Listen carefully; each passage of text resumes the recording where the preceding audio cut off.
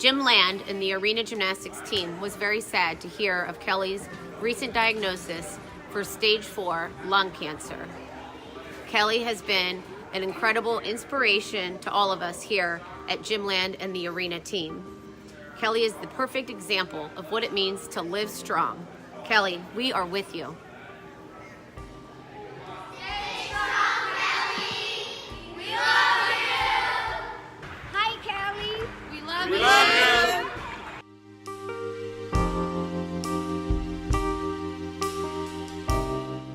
Her lung is supposed to look like this. Yes.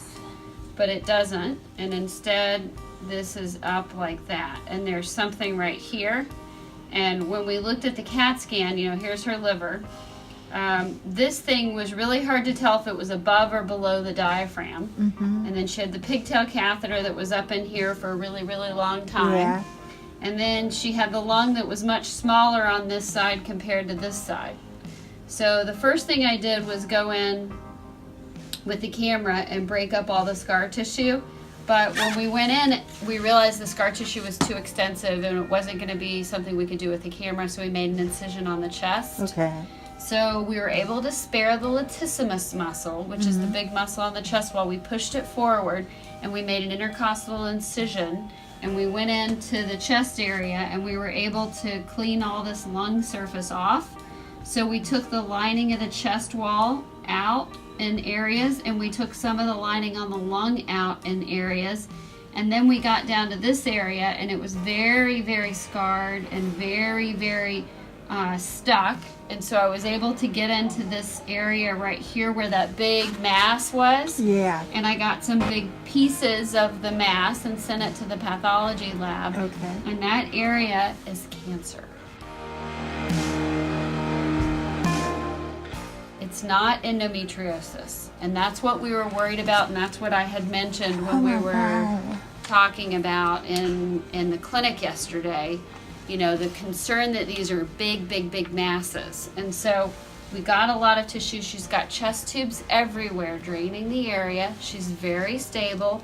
Her heart rate is in the 70s. Her blood pressure is greater than 100 right now. She looks good. Yeah. I'm going to put her in the ICU though, because we did a really big surgery and I really want people to watch her closely. And because I had to cut in between the ribs, she's in a lot of pain. Everywhere I touched, she was oozy. Every surface wants to bleed. We didn't see any surgical source of bleeding, meaning there was nothing for me to suture or tie off. Yeah. But it was diffuse everywhere. Now, So the cancer. yeah. What are you gonna do?